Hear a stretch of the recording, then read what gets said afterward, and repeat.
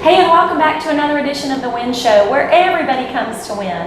It is our hope in these shows that you walk away with something that makes you say, yes, if Wynn's guests can do it, so can I. Today is no different. We have Gloria Kasler with us from Nightingale's Nursing and Attendants, and we're going to learn a little about her story and how you go from the living room to all over the state, making a big difference in people's lives. So if you feel that little call in your life, you're going to want to listen up to this. So welcome, Gloria. We're glad to have you on the Wynn Show today. Thank you, Wynn. I'm so excited to be here. Yay! Thank you, thank you. For our viewers here who may not know of Nightingale's Nursing and Attendants, I want you to just share with us, first off, what is it that you do and the mission behind it? Because I know that your mission is very personal to you, and that carries through in the services that you do. So share with us, what is Nightingale's?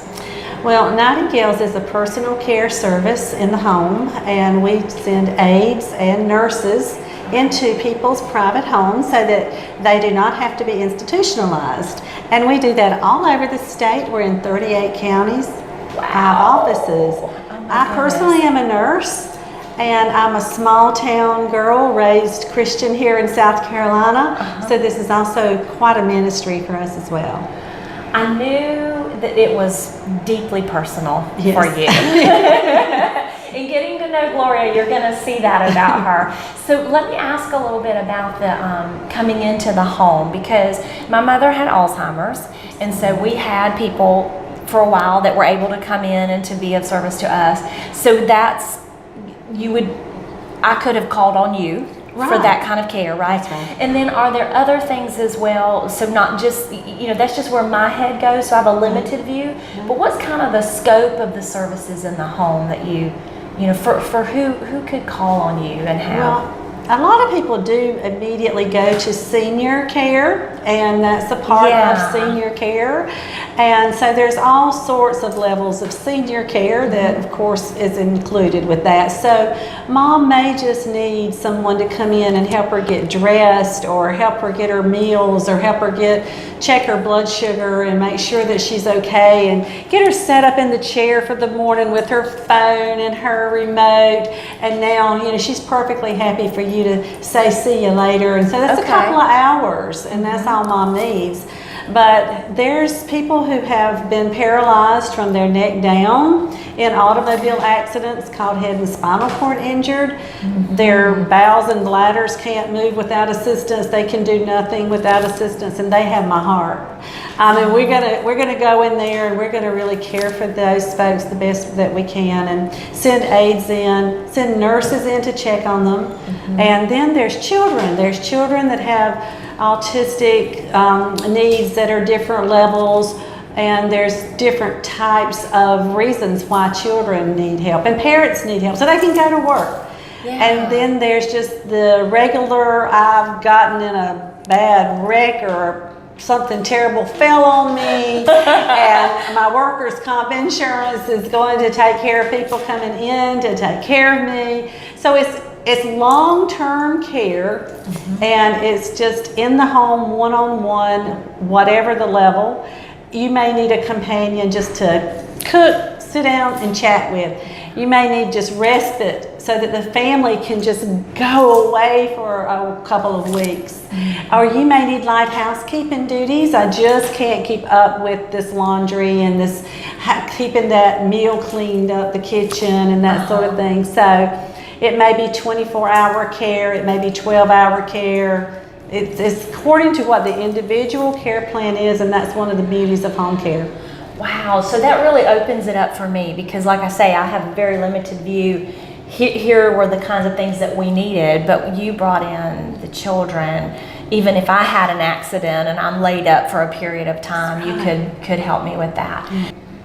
Can you talk a little bit for me, kind of bring us from the beginning of this? Because like I said, I know with you it was a passion. You were in your living room on your computer, right? When we started it. Yeah, tell us about that, because I think that lays your foundation for why you have such a high standard of care and can provide so deeply for us who are at such a vulnerable point. How did you start? It started before the living room. So do you mind if I start? Yeah, no, take us back. The living room, because for me, it started many years ago as a young woman going to visit Duke with a man that had gotten in a wreck who I was enamored with, and he had gotten his legs broke. And I go to Duke and I'm walking around and I'm watching these doctors and these nurses and how they're interacting, and that stole my heart. So now I've got this passion to become a nurse. And I become a nurse, and now I want to be the best nurse I can be. So every time they'd say, would somebody volunteer to try to start this difficult IV? I'd say, let me go. And so I became a critical care nurse as quickly as I could. And so in critical care, worked 5 years in the hospital. I just learned so much. And then I decided I would try to learn how to not work ever on the night shift. And now this real motivator got me and 2 other nurses to working on trying to figure out how to do home care. Okay. And we happened to be down at Hilton Head. And so there was some pretty high level needs down there and some gorgeous homes that we were invited into. And the doctors agreed that it would be really good to have some of their girls out there that they knew. And so we applied for what's called a certificate of need in the state of South Carolina. The doctors had to provide us with letters saying that there indeed was a need for at least 200 clients. And it took us a little while to get that, and then Medicare sent us the instructions in a 46-pound box that was about this big and this high. And so we began reading it as we did the care. So what we did is we just did what we knew the client needed, regardless of whether we were going to get paid for it or not, and then we just billed it when we figured out how to bill it. And we almost fainted when we got our first check, because Medicare was a cost reimbursed system, and we got back what we had spent, and a lot of what we had done was our own care and our friends helping us get care done. So all of a sudden we were a viable company. And wow. And then 5 years later, we sold that to a hospital. Okay. And so my daughters came along wanting to do something, and that's how we wound up in the living room. Okay. So they were talking about their love for children, and they wanted to work with disabled children. And I said, well, how about if we take that really high-end white towel service that we gave to these really rich folks down at Hilton Head, some names I could call that you would surely know, and let's just bring that into the Medicaid homes of South Carolina. And that's where it started. And so that's when we went into the living room and we got on the computer. And what we did is we started looking for other providers, and we got as many of providers' names as we could, and we called them all up and said, hey, would you guys like to form an association, and would you like to get together and let's kind of try to see if we could improve the quality of care in South Carolina by working with the Department of Health and Human Services. And everybody we called said yes. So we formed an association in 2002. We were in the living room December of 2001. So we got our contract with the Department of Health and Human Services in 2002. And at the end of 2002, I think we had 35 patients. And we got off the ground just by training people. And we just started bringing people in, doing the paperwork behind training them, and making sure that they understood how to give really good quality care. That's kind of the key. And we knew as we trained people that we may or may not be able to use them, but it wasn't costing us anything to train them. And we just kept training. So we trained up till we had like a whole cabinet full of people. And then we started taking contract, and then we started going around and talking to people that were stakeholders like case managers and hospitals and doctors' offices, and offering our services to people.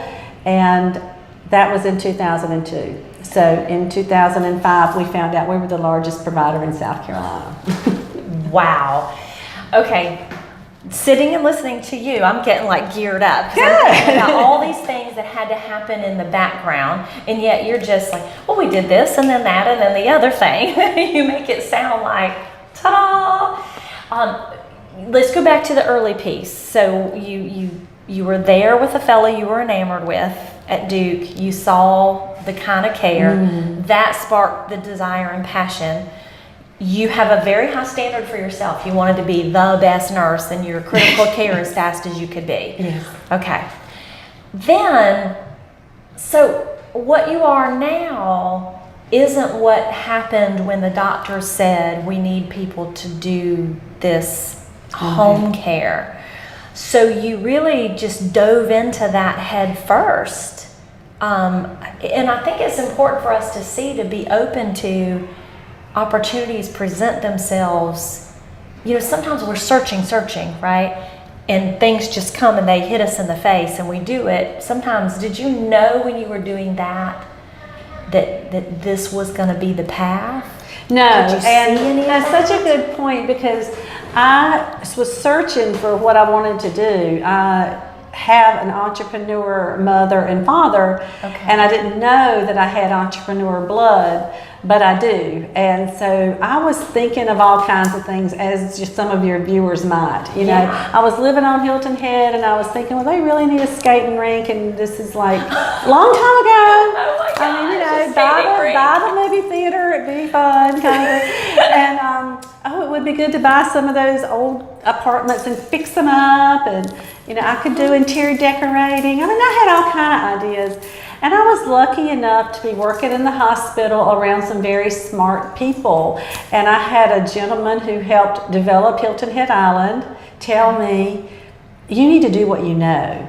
You're a good nurse. Ooh, that's a big nugget right there. That's a big nugget. Do what you know. And he said, stick to it. And that same man, years later, 5 years later, when the hospital had bought this from me, and I was going to leave Hilton Head, and I had won some awards. He was. This is a woman of high excellence. I just want y'all to like be catching that and hearing that. And this man was telling me, he said, and he was at that time one of my patients, and he said, don't make the mistake I did. He was very successful, but he said, but the Lord, my wife will tell you I made 2 mistakes. First of all, she'll tell you that it's because I didn't tithe. Oh. And therefore the Lord, didn't have the Lord's favor. So always keep the favor of the Lord. That's very important. And that was in my heart. The second thing was to don't veer off thinking you know everything just because you've been successful at this business. I told you a long time ago to stick with what you know. Now, I was about to sell that to the hospital and when I retired for a little while before I opened this. Okay. So that was Medicare home health. This is a little different. This is long-term care. And he said, just don't go off thinking you can open a restaurant or a retail dress shop and whatever it is that you know comes into your mind because you're brilliant, because you're not. You are favored by the Lord. You have been given a talent and you need to stick with what you know. That's big. I need to let that sit for a minute, because part of the entrepreneurial journey, because I work with entrepreneurs as well as established businesses and coaching, and one of the things I see so often is that, and you know, we call it the bright shiny object syndrome. Well, I could do this. Oh, I see somebody who's successful in this and I'll do that. Because they have the entrepreneurial spirit, they feel like anything that comes to me must be mine. But we have a talent, develop that talent. Land. Yes.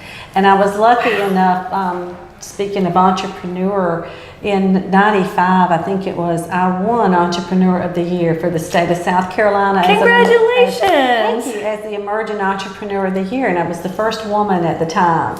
And so I got to go to Greenville and see all these very smart people. And then I actually got to go to California because my competition was the man who invented the airbag. That's how fast that company had grown. And it really did take off. And again, people, because of that, contacted me. Let's take this company public. Let's do this venture. Let's add on durable medical equipment. Let's add on pharmaceuticals. There's a lot of spin-offs that people came and they, you know, and I don't know anything about durable medical equipment except how to use it as a nurse. And I don't know much about pharmaceutical except what I know in my handbook and how to give it. So I don't want to be dispensing and distributing. I want to just be nursing, and I'm good at that. And I have been able to make a good living at that. It's wonderful. That is really important, because when you do take the next step, then things start coming to you. People have all these ideas. Was there something, what did you use personally as your gauge to say yes or no to something?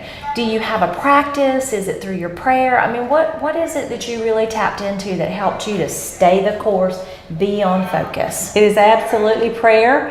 And if it doesn't feel right in my spirit, if I feel like I'm not quite sure, I'm not nudged right, I won't go. I won't do it. Okay. Now, let's talk that for a minute, can we? Are you okay with that? I'm going to share about that. Sure. Because people, you know, what does it take to know I'm not being nudged right, or it's not right in my spirit? So I ask the show up Lord. for you? I just have private time, because that's what the Bible teaches us that Jesus did. He went away from everybody. He had private time. We don't have a mountain to go up onto, but we have beaches. Yes. And quite frankly, we have swimming pools. So sitting out by the pool with the breeze works for me really well, and a beautiful sunset. And I just ask the Lord to guide me and to tell me. And if He wants me to learn, then I ask Him to give me wisdom, discernment in my dreams at night, bring me information, talk to me, give me ideas. When I formed the company, I was quite often in my closet with the light on, writing down ideas to keep from waking up my husband, because the Lord gave me those ideas at night. And I would think of something, and if I didn't get up and write it down, I would lose it. How many times have you had a really great idea at night? Yes. Right? So a lot of times I was writing on paper towels because I didn't have paper, but I was doing it. I was keeping up.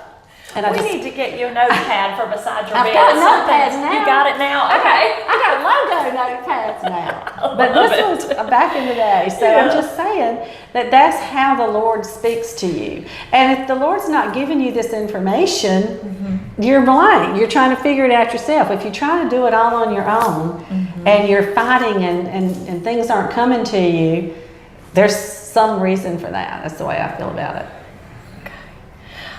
Be still and know that I am God. That's my favorite verse. And you just exemplified that for us right here, that's how you got those ideas. You sit quietly. Yes. That's how you know to say yes or no, because people come and you think, well, that's a fabulous idea. We should provide durable medical equipment. Wait a minute. No, we shouldn't. That's not my thing. That's not my talent.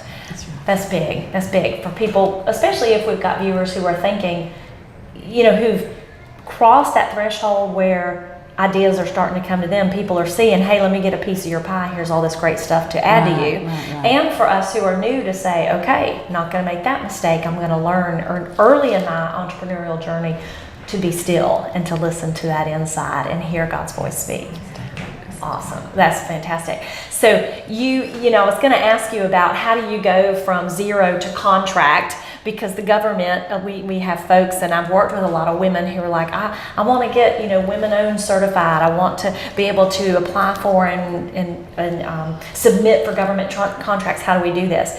You just made it sound so easy, and for so many of us, it has seemed so difficult. So, but that comes from being in what you know, right? I mean, being in what you know, and you've got the passion to learn it, so you're not feeling burdened by reading about it. That's huge. Hungry for it. That's huge. That's been the missing piece for a lot of folks. I know they just want the government contract because they're looking at it as this could be quick, easy money from, not quick, easy, but it could be just solid money for me and consistent, rather than this is a place I could passionately serve. That's the difference right there. 46 pounds of instructions. I don't think I would have gotten through it, nor would I have remembered it. but I did remember a lot of it, and enough of it that I could even develop programs because I had really read it and I understood it.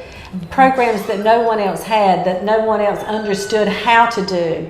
Because if you take the time to really read the rules in any industry or study the history of a business, in any business, who was successful and what did they do, and then you come up with your own ideas and you can develop programs that way.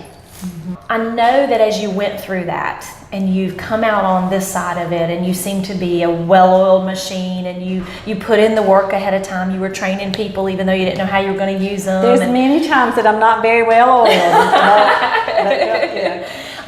But what were some of, can you think of an obstacle or a couple that were just really those ones that tested you so much that you almost said, Lord, forget it. I'm done with this. I can't go another step. And how'd you move beyond them? What you got? There was many, but since you've got my mind back in the day, I guess that's where it's going because of that. The first thing that happened when we decided to get a certificate of need way back then is we immediately got opposed for our certificate of need by a company that was strong and mighty and had lots of money, and here I am, a little nurse with $10 left over at the end of the week.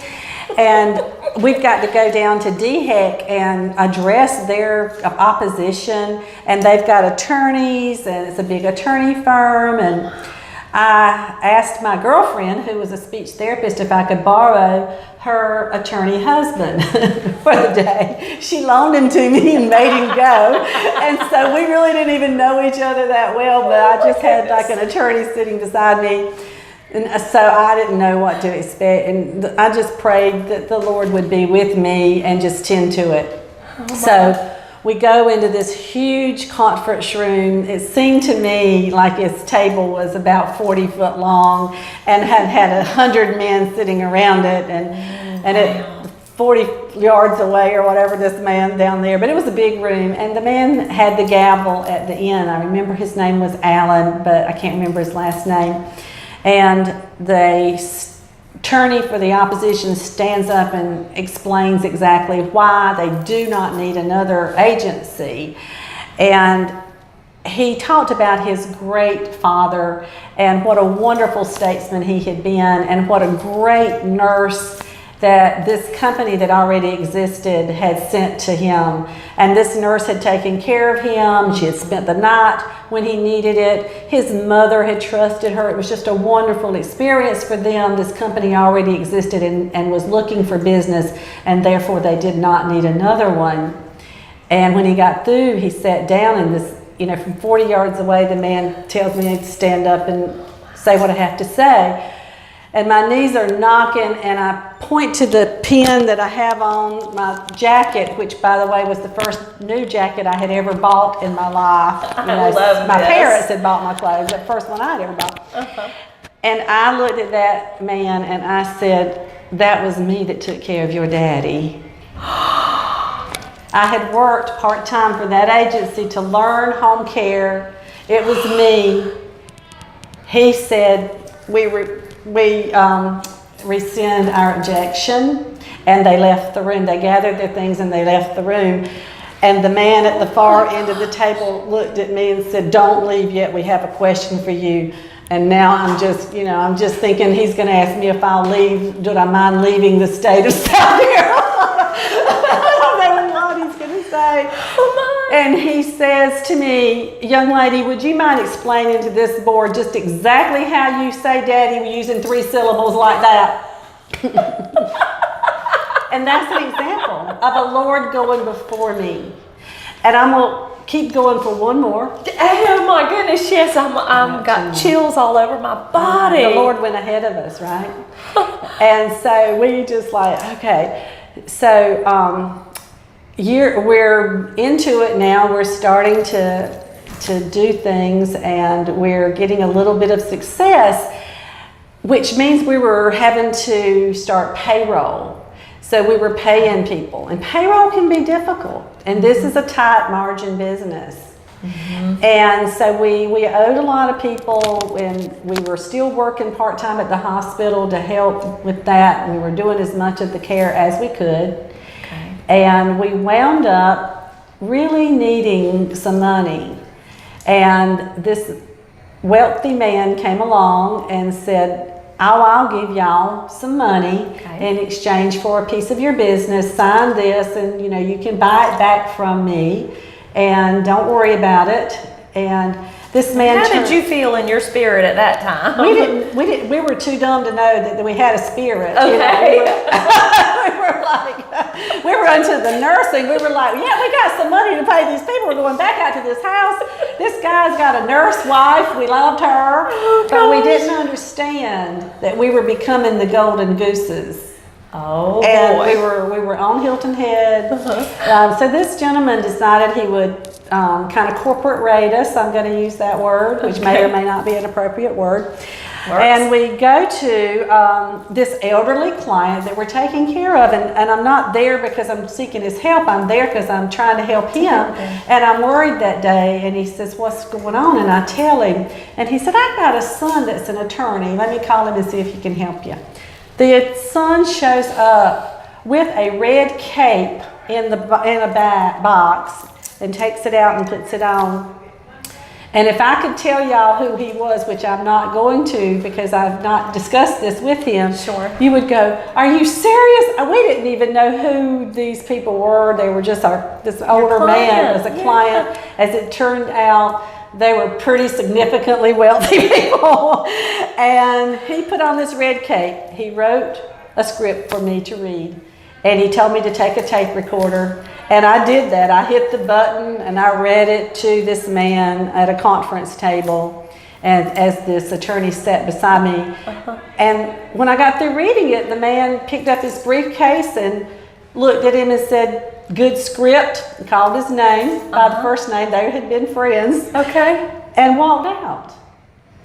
What did that mean? And he had passed him a check for $20,000, which was a little tiny bit of money compared to what the man was trying to do to us. Okay. And it was an anonymous check for us. He never told us where that check came from.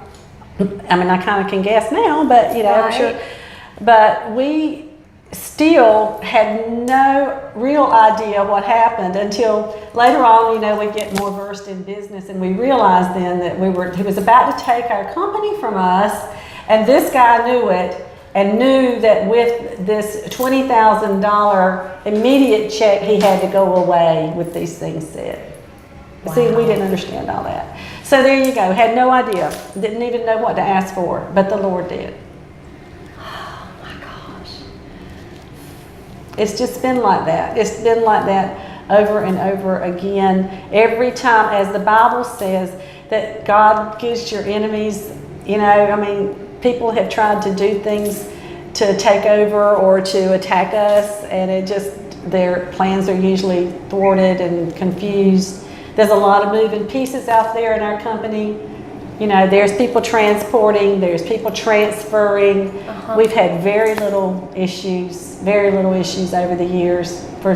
We have about 650 employees out there. Wow. All around the state of South Carolina. The state. Are you just in South Carolina? No other states? Yeah. People have tried to take us public. Okay. Yeah. One of my clients was a man that took a large company public, and he tried to take us public, and I didn't feel that was right for us at that time. I'm not saying that that'll never happen. Sure. But I did think that South Carolina is our goal, and that was our original goal. So we're almost there at the 38 counties. We have an office in Greenville, which is our newest office. And it's growing quickly, and we've been prophesied over that's going to be our quickest growing office. So we'll see how that goes. So far that's happening, seems to be. But Florence is our corporate office. We have an office in Camden to serve the Midlands there. And we have an office in Charleston, and they also serve down to the Beaufort area. And then we have an office here in Myrtle Beach. Wow. Lots of good women, lots of good men, lots of good, solid, caring folks, and that's what matters. To go back to reinforce that, one of the things that you said earlier in this interview was taking that white towel service to the Medicaid, I always get it wrong, Medicaid, Medicare, Medicaid families of South Carolina. Yeah. That's beautiful. Yeah, that's beautiful. Yeah. So our conference is coming up, and our motto is your star shining or fading? And then it's our 5-star with everything matters buttons that everybody will be receiving, because everything matters in this business. Mm-hmm. If you have an aide whose car is broken down and you don't realize that you've got to help somehow get that going again, or he's got to do something about that. You know, if you just take the call and hang up, and you know, that's what I'm saying. Who's got children? What's going on with them? Who's got a bed sore that's about to come up? All these details, the details matter. In the way that you care about your people, what you just said, you know, if you've got an aide whose car is down, it affects all of the people that aide serves. Mm-hmm. One of the things, I'm a part of the John Maxwell team, and one of the things that John Maxwell teaches is that you can't give what you don't have. And so in order for your aide, let's say, stick with this example, whose car is broken down, in order for her to, or him to go and give the level of service, right, from that calm and peaceful place, they have to be filled with that. And they can't be filled with that if you and the organization doesn't care about the aide. Right. You're teaching them and caring for them so that they can give and care in that same way. That's huge. Right. Can you vision cast a little bit for us? Sort of, what do you see? Like, just what's your vision right now?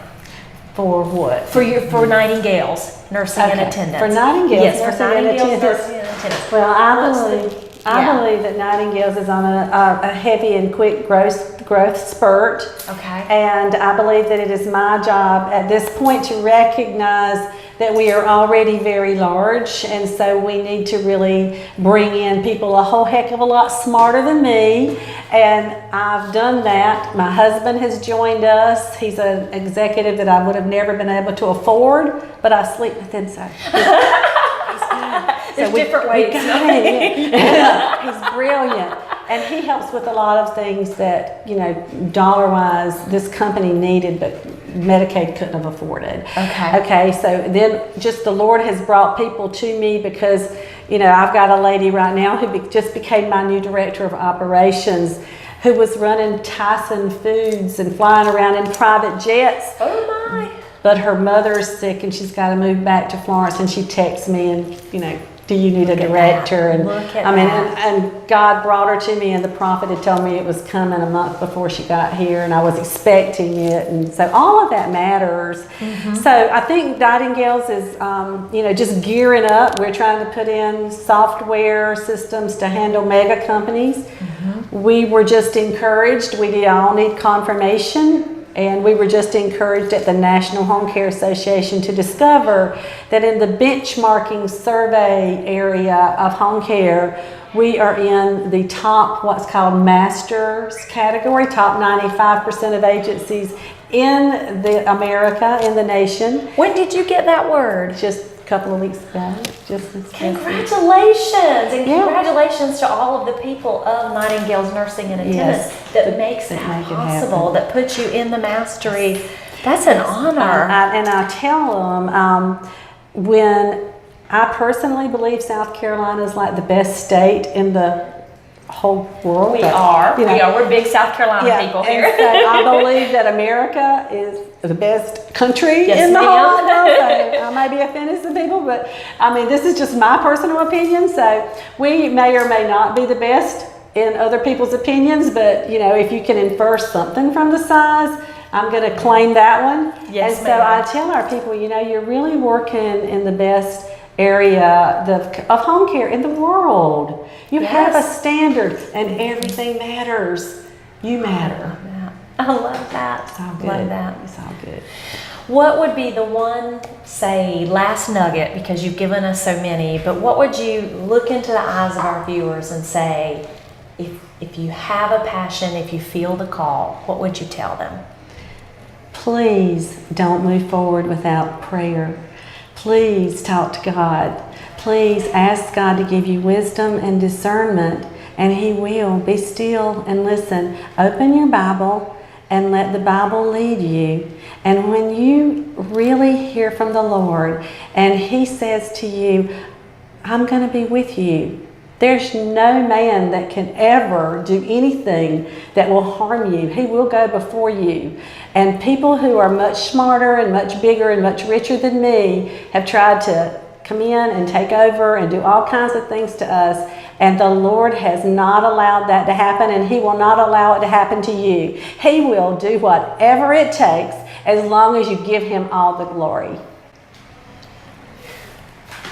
Gloria, that was beautiful. That was sincere. Thank you. I promise you that. Thank you for speaking to our people and to our hearts to keep us encouraged as well. Right Thank you here. for giving me the avenue. Yes, I'm so ma'am. excited that the Lord had this avenue open up to me.